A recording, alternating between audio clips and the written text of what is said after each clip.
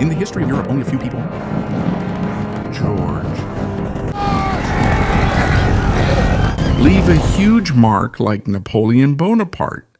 For others, Napoleon is a hero and a genius in war. For others, he was a dangerous leader who caused the deaths of millions of people across Europe. But there is one thing they agree on.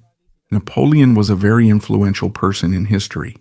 But why? Because in just a few years, he was able to change the map of Europe, defeat some of the strongest armies of his time, and establish an empire that spanned a vast part of the continent. But before he became emperor, before he became a symbol of France's power, and before he was feared by the kings of Europe, he was just a young boy born on a small island in the Mediterranean Sea. And what's even more surprising is that he wasn't even born French. Napoleon was born on August 15, 1769, on the island of Corsica. Today it is already part of France. But when he was born, it had just recently been conquered by the French. Before France arrived, Corsica had long been fighting for its own independence. Many Corsicans resisted the arrival of the French soldiers and tried hard to defend their land. One of those who supported the fight for independence was Napoleon's father, Carlo Bonaparte. But when France finally won, he was also forced to accept the new government. This was when the fate of the Bonaparte family began to change. Although they were not wealthy, they belonged to the small group of local families with some influence in Corsica. Because of this, the young Napoleon had the opportunity to study in schools controlled by France. But his life as a student was not easy. When he was sent to mainland France, he was very different from most of his classmates. He had a strong Corsican accent. He also wasn't very good at speaking French at first. Other students often laughed at him. He was also teased because of his small build and because he came from a distant, little-known island. While the other children played and socialized, Napoleon preferred to be alone.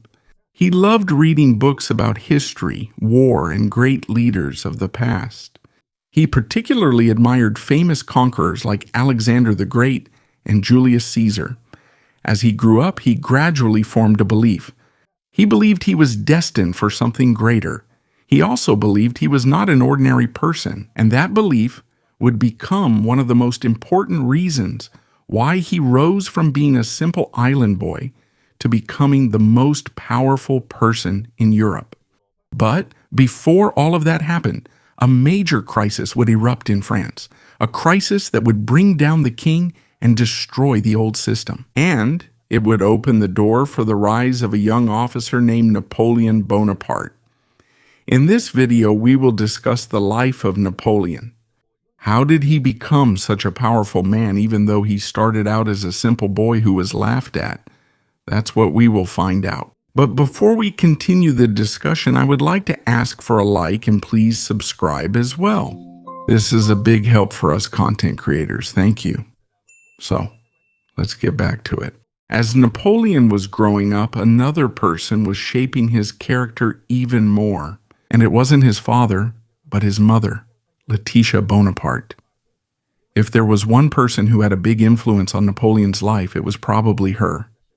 His mother was strong. She was also strict in raising her children. She didn't allow her children to grow up spoiled, even when their family's situation improved a bit. At a young age, Napoleon learned discipline, perseverance, and endurance in hardship. These qualities would greatly help him in the future. Meanwhile, Napoleon's resentment toward his father continued to deepen. In his view, his father gave up the fight for Corsica's freedom and chose instead to side with the new French leaders. In fact, the new French leaders were a major reason why Napoleon was able to study. But as a young patriot in Corsica, he didn't see it that way. For him at that time, the true heroes were the people who fought for their land, not the people who followed the new government. As he grew older, he was sent to France to study at a military school. This was where one of the hardest parts of his life began. Just imagine you're a child from a small island. Suddenly you are placed in a school full of children from wealthy families. Almost all of your classmates are richer than you. They speak French better and are more accustomed to French culture. This is exactly what Napoleon experienced. He was often laughed at because of his accent. Sometimes he was even teased because of his background. He also wasn't good at socializing with other students. Because of this, he became even quieter. Instead of playing or chatting with others, he would often read books. He loved studying history. He also loved reading about great generals and famous wars of the past. Slowly, a big dream began to form in his mind. He didn't want to remain just an ordinary soldier. He wanted to make a name for himself. He wanted to become an important person in history. When he reached his teenage years, he fully entered military training. Here he learned how to use artillery, or the large cannons, which were among the most important weapons of that time.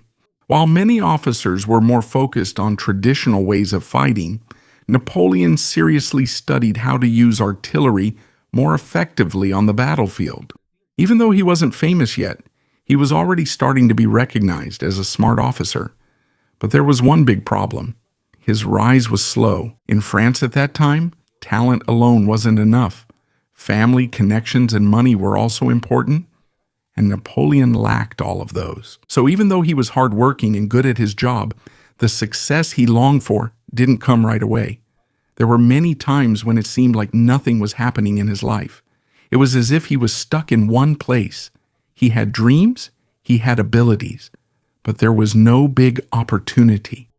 He didn't know yet that, in just a few years, all of France would be completely changed.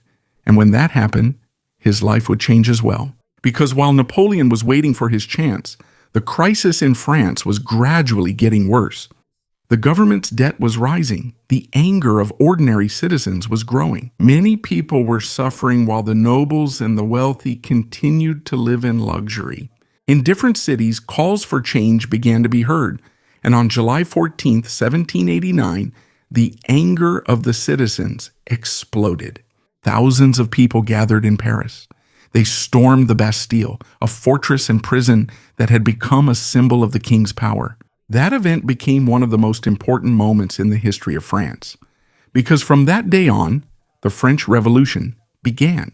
A revolution that would not only bring down the old system, but would also pave the way for the rise of a young officer from Corsica. Nevertheless, for many people, the French Revolution is about the fall of the king and the uprising of the people. But for Napoleon, it meant something different. This was the opportunity he had long been waiting for. Before the revolution began, the nobility controlled almost everything. They held the important positions in the military and government. No matter how skilled you were, it was hard to rise up if you didn't have money, a famous surname, or a powerful family. This was exactly the problem that Napoleon faced. He had talent, he had discipline, but he lacked connections. When the old system of France began to collapse, doors that were once closed to people like him suddenly opened. While the situation in Paris was chaotic, Napoleon returned to Corsica. He hoped he could make a name for himself in the politics of his own island. But something else happened. Instead of accepting him as a new leader, many powerful people in Corsica still did not trust him. The conflict between different groups on the island worsened. Eventually, Napoleon ended up on the wrong side of the conflict. It became dangerous for him and his entire family to stay there. They were forced to evacuate and flee to France in 1793. This was an important event in Napoleon's life, because after this, he gradually left behind his former identity as a Corsican nationalist. He was now more focused on his future in France, and that's where his true rise would begin. When he arrived in France, the country was still in the midst of chaos. There were rebellions in different places. There were enemies within. There were also enemies outside the country. One of the biggest problems at that time was the city of Toulon in the south of France. Toulon was important because it was a major port of the French Navy. If it was lost, it would be a major threat to the country's security. At that time, some citizens in the city revolted, and they were supported by the British Royal Navy. Because of this, the situation became more complicated. It was no longer just a simple rebellion. It also became a fight against one of the most powerful navies in the world. This was the first time Napoleon had the chance to show his abilities. Back then, he was just a young artillery officer. He wasn't famous yet. He wasn't well known throughout France.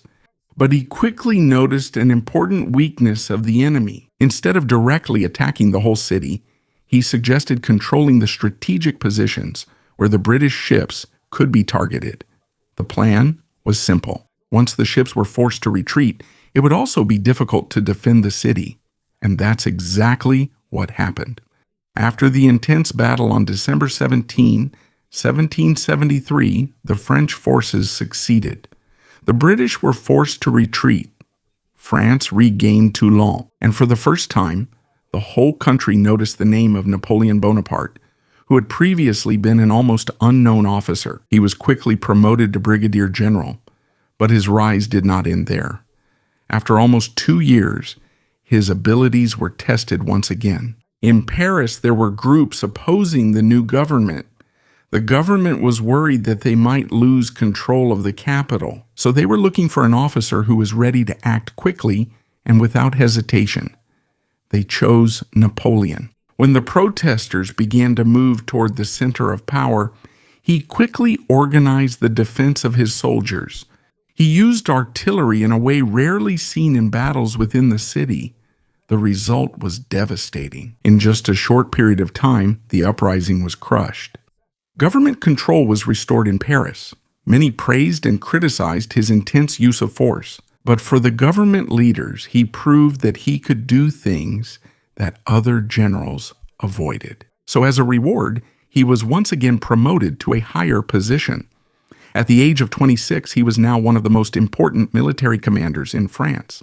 The young man who was once laughed at because of his accent, the student who had no connections and no wealth, the officer who was hardly noticed by his superiors. Now he is a rising star of the new republic. And Europe doesn't know yet that this is just the beginning, because in the coming years, the name Napoleon Bonaparte will become a symbol of victory, fear, and power across almost the entire continent. At this point in the story, Napoleon is no longer just known as an excellent officer. He is gradually becoming the most important general of France. But to understand why he became so famous, we need to look at the situation in Europe during that time. After the French Revolution, many kings and monarchies in Europe became afraid. They saw how the King of France was overthrown. They also saw how the power of the old aristocracy ended. Because of this, they were worried that the same ideas might spread to their own countries. That's why some kingdoms began to join forces against France. One of the biggest enemies at that time was Austria, and this is where Napoleon comes in. In 1796, he was entrusted with the leadership of the French army in Italy. At first glance, this didn't seem like a good assignment. Many soldiers lacked food and equipment. The army's morale was also low. Many were already tired of one war after another. But Napoleon did something different. Instead of blaming his soldiers, he made them believe they could win. He was always at the front. The soldiers saw him during inspections, marches, and even close to the actual battle. Because of this, they quickly gained trust in their new commander. But words were not his only asset. He was also skilled in strategy. Instead of facing all his enemies at once, he targeted the separate armies of Austria and their allies one by one. Before they could join forces, he had already defeated each one. This was one of the tactics he would repeatedly use in the years to come. Rapid movement, sudden attacks, and striking at the weakest part of the enemy. Next came France's victory in northern Italy. The soldiers, who were once hungry and demoralized, became one of the most effective armies in Europe. At the same time, Napoleon's reputation was also growing. He was no longer just known in France, he was also being talked about in other countries. For the French, he was a hero. For France's enemies, he was a growing threat. As his influence in Europe grew, he decided to launch another major campaign. This time, not in Italy, but in Egypt. People often think that he just wanted to conquer Egypt, but there was a bigger reason behind it. At that time, Britain was the most powerful country in trade and naval forces. One of the important trade routes passed through the Mediterranean and led to the east. Napoleon believed that if he could control Egypt, he would have the opportunity to weaken Britain's influence. He achieved some victories there on land, but at sea, it was a different story. A large part of the French fleet was destroyed after the Battle of the Nile against the naval forces of Admiral Horatio Nelson of Britain. Because of this, it became difficult for France to maintain their control over the region. In the end, the entire campaign in Egypt was not as successful as he had hoped, but Napoleon was different. Even though the operation was not completely successful, his popularity in France remained. When he returned to Paris in 1799, he was welcomed as a national hero, and at that exact time, the country was once again in crisis. The economy was weak, the government had many problems, there were threats from other countries, and many citizens were losing trust in the leaders who took charge after the revolution. In short, France was looking for a strong leader, and many people saw the answer in Napoleon. On November 17, 1799, there was a political takeover, now known as the coup of 18th Brumaire. With the help of his allies in the military and politics, the former government fell. A new system was established, and in that new government, Napoleon became the most powerful person. Although he was officially called the first consul, almost everyone knew who really had control over the country. At the age of 30, the young man who was once laughed at in military school became the leader of France. But for Napoleon, that was not enough. He didn't want to be just a temporary leader. He had even bigger plans. And to make that happen, he first had to prove that he could save France from its enemies. Because while he was fixing the government in Paris, Austria was once again preparing for another war. And one of the most important campaigns was about to begin. By the year 1800, it was clear to all of Europe that Napoleon Bonaparte was no ordinary leader. But there was one big problem. France was not completely safe yet. Even though he had already won many battles before, Austria continued to fight against his government. The monarchies in Europe refused to accept that a former young officer from Corsica was now controlling one of the most powerful countries on the continent. So Austria prepared once again for war. And as was Napoleon's custom, he did not wait to be attacked. He was the first to make a move.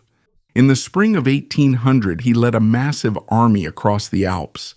Now it's easy to look at the Alps on a map, but at that time, it was one of the most difficult mountain ranges to cross in Europe. The snow was thick, the path was steep, the weather was cold, and even more difficult than that, they had to carry their cannons, ammunition, food, and other supplies while climbing the mountain. Many soldiers suffered during the journey. Some didn't even make it to the other side. But despite this, they succeeded in crossing, and once again, they surprised their enemies.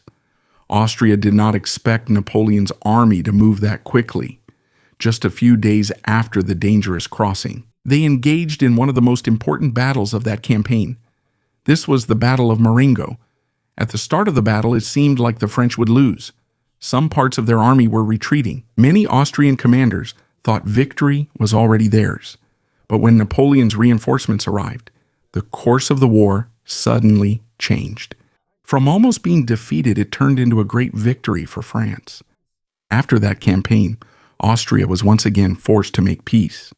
Another major obstacle was removed from Napoleon's path. But no matter how powerful he was on land, there was still one country he could not control: Great Britain. If Napoleon was the king of the land, Britain was the king of the seas. They had the strongest navy in the world.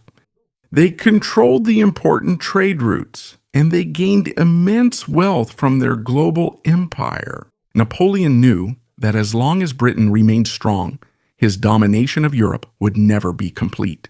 So he began to plan something almost impossible, an invasion of England itself. He gathered an army, planned operations, and prepared for a possible crossing of the English Channel. But it never happened. While he was busy with new wars in Europe, France suffered another major setback. In October 1805, the Battle of Trafalgar took place. Here, the combined naval forces of France and Spain were almost destroyed by the British Royal Navy under Admiral Horatio Nelson. This event was very important because after Trafalgar, Napoleon's hope of conquering England was almost completely lost. From then on, it became clear that he could not control the sea the way he controlled the land. But while he had problems at sea, he was becoming even stronger within France. On December 2nd, 1804, one of the most famous moments in his life took place. He officially became the Emperor of France. It's important to remember that just a few years earlier, the monarchy had been overthrown by the French Revolution. Now there was a new emperor, but there was one big difference. In a traditional coronation, the crown is placed on the king's head by the church or another powerful figure. With Napoleon, something different happened. In front of the guests and officials, he placed the crown on his own head. For many, the message was clear. No one gave him power. He took it for himself. Just a year later, he would face the greatest challenge of his career. Austria and Russia joined forces to put an end to his expansion in Europe. Their army was large. They had many soldiers, and they were confident that they could defeat the Emperor of France, but they didn't know they were walking into a trap. On December 2, 1805, the armies faced each other at Austerlitz. Today, this place is part of the Czech Republic. This is the battle often called Napoleon's greatest victory. Instead of showing his full strength, Napoleon deliberately made some parts of his army appear weak. The enemies believed it. And when they attacked the part they thought was weak, that's when Napoleon executed his real plan. He struck at the center of their line. The armies of Austria and Russia were split. Their coordination fell apart. And before the day ended, the result was clear. It was another huge victory for France. After Austerlitz, almost nothing could stop Napoleon on that continent. One country after another was forced to submit to his influence. Another army also failed in trying to stop him. In just a few years, the former boy from Corsica became the most powerful man in almost all of Europe. But as his empire grew, there was still one country that did not follow his will, and that country was Russia.